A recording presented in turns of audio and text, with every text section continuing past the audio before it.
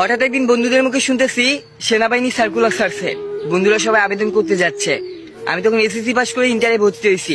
ভাবলো আমি কি আবেদন করতে যাব, আবার ভাবলো আমি তো গরিব ঘরের ছেলে, আমাকে কি 8-9 লাখ টাকা দিয়ে পরিবার থেকে চাকরি দিতে পারবে। সবকিছু ভেবে তাও বন্ধুদের সাথে চলে গেলাম আবেদন করতে।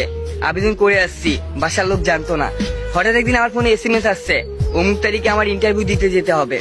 সত্যি বলতে তখনও আমার পরিবারের লোক জানতো না আমি যে সেনাবাহিনীতে আবেদন করছি। সেদিনও নিজের মতো করে সবকিছু গুছিয়ে নিয়ে চলে গেছিলাম সেনাবাহিনীর মাঠ করতে, চাকরির ইন্টারভিউ দিতে। সত্যি বলতে সেদিন আমার পরিবার মানুষগুলো জানতো না আমি যে চাকরির ইন্টারভিউ দিতে গেছি। সবাই জানতো আমি কোচিং এ গেছি।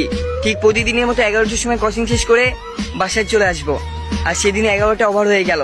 আমি সেনাবাহিনীর 11টা পদক্ষেপ গ্রহণ করতেছি। আমি জানতাম আমার আব্বু কল দিবে, তাই ব্রেক টাইমে সবার আগে যে ব্যাগ থেকে ফোন বের করছি। ব্যাগ থেকে ফোন বের করে দেখে আব্বু অনেকবার কল দিছে, তাই আমি নিজে আব্বুকে কল ব্যাক দিছি। আব্বু কল ধরার সাথে সাথে বলতেস, কই তুই এখনো বাসায় আসলি না কেন? 12টা বাজতে গেছে, তুই জানিস না বাসায় অনেক কাজ আছে, মাঠে থেকে গরুর ঘাস আনতে হবে, এখনো ঘুরে বেড়াচ্ছিস কেন? আমি বললাম আব্বু আসতেছি, তাই বলে কলটা কেটে দিছিলাম। সত্যি বলতে তখনও আমার সেনাবাহিনীর একটা মাঠের পদক্ষেপ চলতেছিল।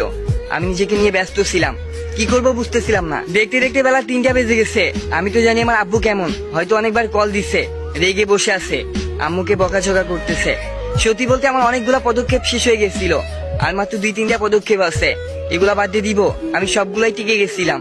লাস্ট ফিনিশিং আর 2-1টার জন্য আমি বাদ দিয়ে দিব, বাসায় চলে যাব। আমি সবকিছু ভুলে যেয়ে নিজের চাকরির উপর ফোকাস করলাম, ইন্টারভিউতে ফোকাস করলাম। সত্যি বলতে দেখতে দেখতে 5টা বেজে গেছে। বিকেল 5টার সময় যে জানতে পারলাম চাকরির সবগুলা পদক্ষেপ শেষ। এখন যারা সিলেক্ট হয়েছে তাদের নাম ঘোষণা করা হবে। সত্যি বলতে 5-6 হাজার মানুষের মধ্যে মাত্র 13 জন টিকেছিলাম। আর এই 13 জনের মধ্যে 3 জন বাদ দিয়ে দিবে, 10 জনকে তারা সিলেক্ট করবে।